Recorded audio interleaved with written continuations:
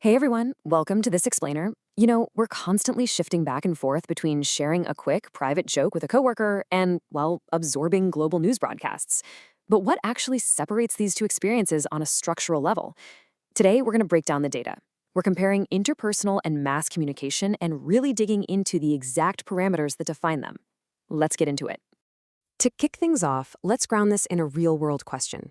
Why is a chat with four of your friends fundamentally different from a television broadcast? Now, on the surface, both are just about transferring information, right? Someone sends a message and someone receives it. But as you're going to see, the underlying mechanics, the scale, the tools, the feedback loops, the whole shebang, completely change the nature of the communication itself. We're not just talking about a difference in size here, it's practically a different species of interaction. So moving into section 1, two main forms of communication.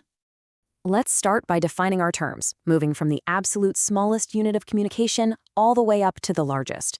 First up, we've got interpersonal communication. This involves just two individuals, or maybe a small contained group. When you think of this, think intimacy. It's that warm, back-and-forth chat you'd have over a cup of coffee. You're close to the people you're talking to, whether that's physically right next to them or just conceptually close. You know exactly who's on the receiving end, and you're tailoring your message specifically for them. Now contrast that with mass communication. This is communication extended out to a very large number of audiences. We're completely leaving intimacy behind here. We're dealing with massive scale and massive reach. The message isn't tailor-made for one person sitting across the table anymore. It's designed to be cast out like a wide and visible net to a huge, diverse crowd. The sender is usually some centralized entity, and the receivers are, well, basically countless. All right, moving right along to section 2, scope and number of people. Let's zoom in on the exact scale of who's involved here and where this communication actually happens. 2 to 5. That right there is the sweet spot for interpersonal communication. And why is that? Well, because once you get past that number, it gets incredibly difficult to maintain that strict intimacy and an equal conversational exchange. Just think about a dinner party. If there are 4 of you, you've got one unified conversation going. But if you have 12 people, the communication immediately fractures into multiple, smaller interpersonal chats. So 2 to 5 is really where interpersonal communication thrives. On the flip side, mass communication completely shatters that 2 to 5 rule. It broadcasts to a very large audience, an invisible, massive crowd. We're talking thousands, millions, sometimes even billions of people. The sender can't see the receivers, they can't make eye contact, and they definitely can't read the room. The sheer volume of people involved transforms the message. It goes from a targeted arrow straight to a wide area broadcast. And this perfectly illustrates how scope changes. Because interpersonal communication involves a small number of people, it naturally acts as internal communication, say within a specific department, a tight-knit group, or an organization. It's contained.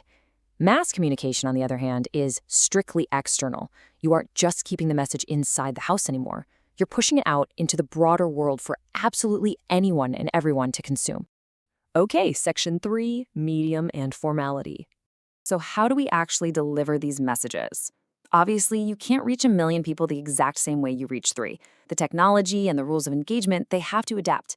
Interpersonal communication relies on face-to-face interactions, a quick telephone call, or a direct email.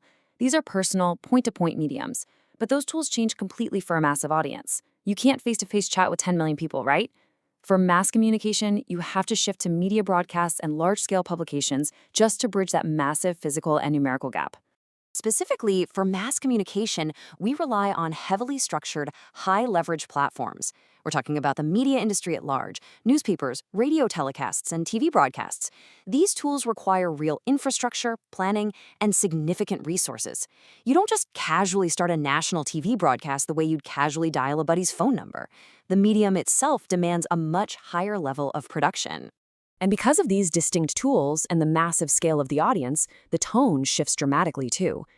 Interpersonal chats can absolutely be formal, like, say, a job interview, but they are mostly informal. You can use slang, go off on random tangents, you can just be relaxed. Mass communication, however, is fundamentally and always formal.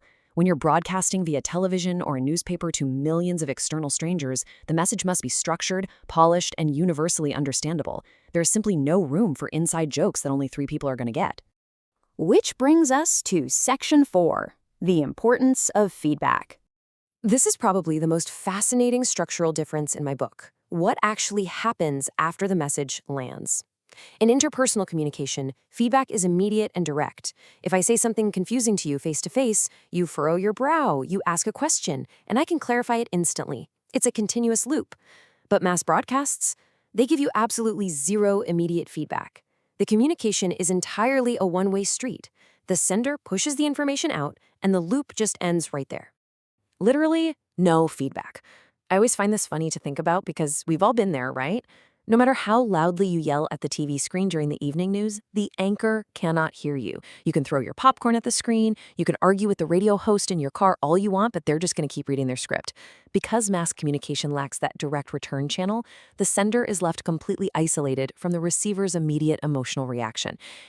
And that leads us to Section 5, Final Thought. We have covered a lot of ground today, looking at the structural DNA of how we share information. Let's bring all these moving parts together for the big picture. Look at how scale completely changes the rules of engagement across the board here. If you have 2 to 5 people, your scope is internal. You use a phone, you get immediate feedback, and you can keep it informal. But the second you scale up to a large external audience, you're forced to use mass media tools, you lose all your immediate feedback, and you absolutely must adopt a strictly formal tone. It's a perfect structural trade-off. You're trading intimacy and feedback for massive reach. As we wrap up this explainer, I want to leave you with a final provocative thought. Next time you send a message, are you looking for a conversation or are you looking for an audience? Because how you answer that question dictates every single choice you make next, from the tool you pick up to the tone of your voice to whether you expect an answer back. Understanding these structures doesn't just make us better students of communication, it makes us much more intentional communicators in our everyday lives. Thank you so much for joining me on this deep dive today. Keep asking questions, keep learning, and I'll catch you in the next explainer.